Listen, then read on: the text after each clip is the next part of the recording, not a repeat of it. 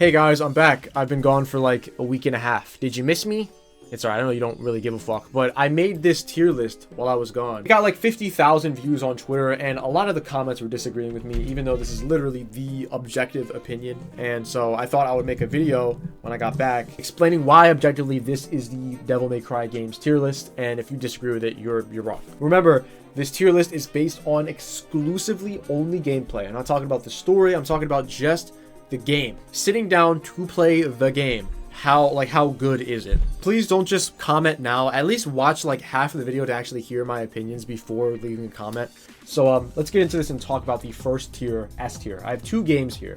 Devil May Cry 5 and Devil May Cry 3. Devil May Cry 5 is the best Devil May Cry game, according to me. I feel like Devil May Cry 5 is the most complete and finished and polished form of Devil May Cry. Yeah, the game isn't perfect. You know, there's a few problems with it. You know, you have like V sections you have to play as, but playing as Dante, Virgil, Nero, it's just perfection. And in my opinion, is the best combat in the Devil May Cry series, playing as Dante and Virgil here. Dante has so many moves and so many weapons. You can just play this game for hundreds, if not thousands and thousands of hours and still have stuff to do and still figure out new things. This isn't only the best-selling character action game of all time, but I think it's the best character action game of all time. And why they haven't made a Devil May Cry 6 just perplexes me. Next to it in S tier, we have Devil May Cry 3 Special Edition. Devil May Cry 3 is also an amazing game. According to me, it's the second best Devil May Cry game, and it really comes to life, especially on the Switch version, where there's this special mode you can do called Free Play, where it lets you switch through the styles and weapons just like in Devil May Cry 4 and 5. You don't have to just pick one style and then like pick two weapons. You can just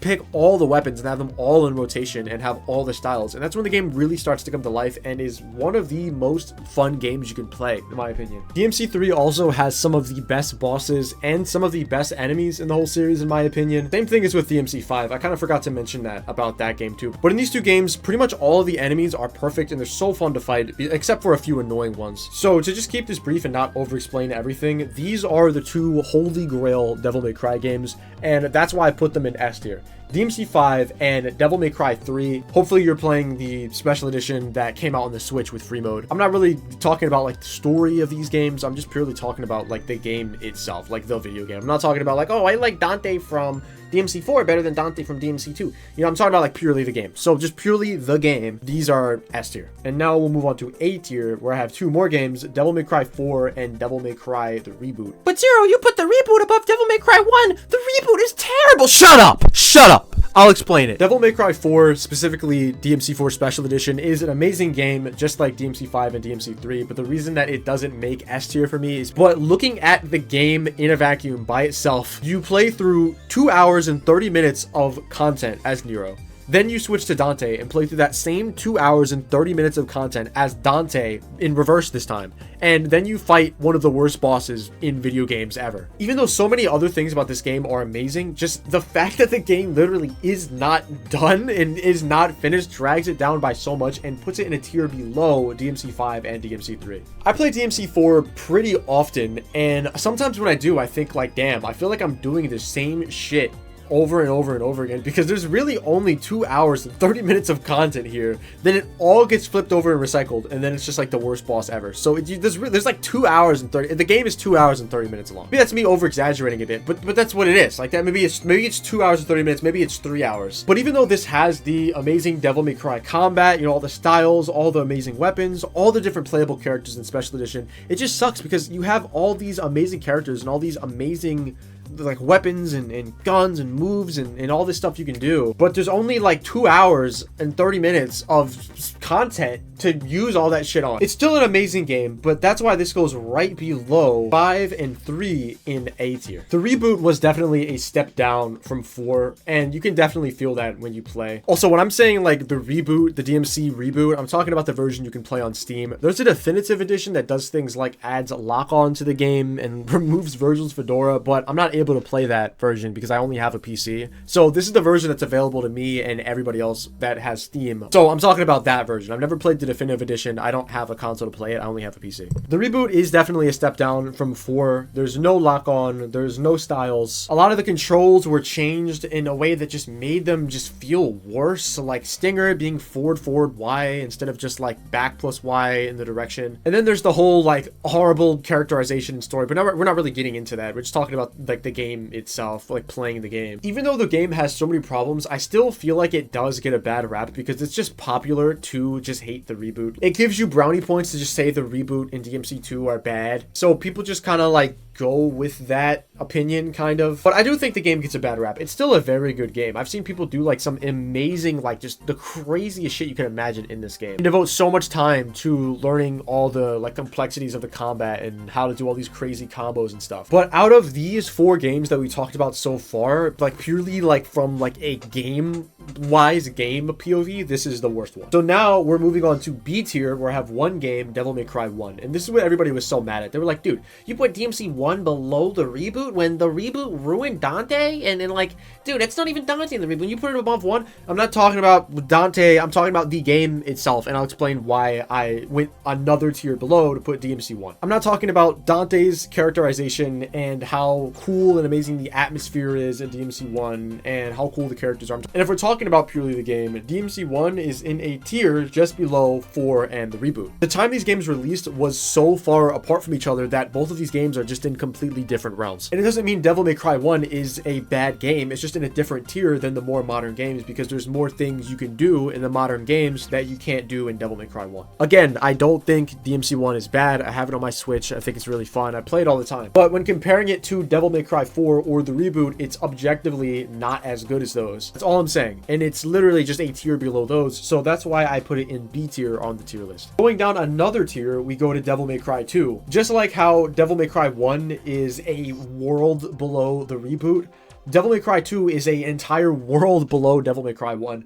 You guys have probably seen the clips that went around of me playing this game on stream and just like screaming and wailing at like how horrible it is. If you don't know why people say this game is so bad, you can check out this video right here. This is like the edited together video of me playing through majority of the game. This game is just an absolute mess. There's enemies you can beat by literally just standing there and holding down one button. The reason why is because Ebony and Ivory in this game are so strong, and when you shoot them, they have knockback on them and do so much damage, meaning that enemies just get constantly knocked away from you if you sit there and then just like hold the fire button down. You can beat this entire game in a few hours by just walking around and holding down the X button and just shooting your guns and killing everybody. Definitely one of the worst games I've ever played in my entire life, and an entire world below Devil May Cry 1, even though this game came out after it. Finally, we have the bottom tier, F tier. We have Devil May Cry Peak of Combat, the worst Devil May Cry game.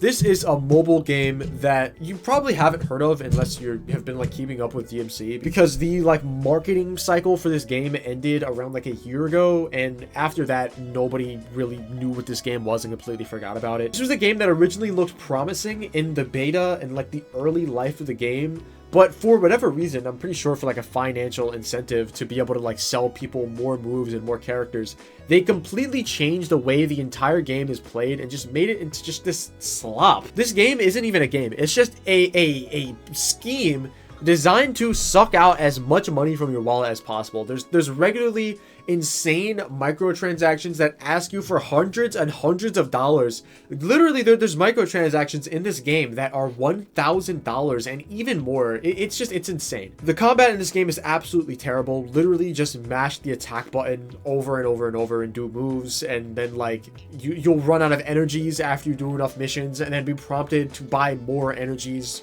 with like a microtransaction of like 30 bucks. Don't play this game. And I guess you can say it's better than 2 because there's like more stuff to do, but I'd say it's worse because at least 2 doesn't randomly have you like run out of energy, like your energy meter runs out because you did too many missions, and then say, hey, you're out of energies, pay 50 bucks to get more, or you just can't play. Like at least it's not a scheme designed to just empty your wallet.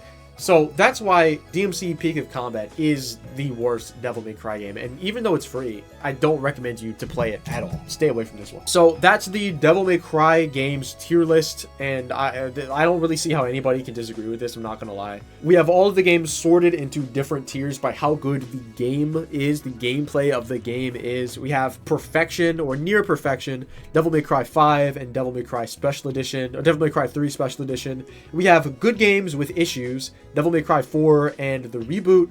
We have just a solid game that, just because of it being so old, isn't in the same tier as the newer games. There's a lot less things to do, but still on its own as a standalone game and not being compared to games that came out 10 years after it is still a really solid entry in Devil May Cry 1. We have just a terrible game that is just a waste of your time, Devil May Cry 2 in C tier, and then literally it's just a game that shouldn't even fucking exist, that is literally just designed to get you to spend money in F tier with Devil May Cry Peak of Combat. So that's pretty much it. I just wanted to explain the tier list. So yeah, bye.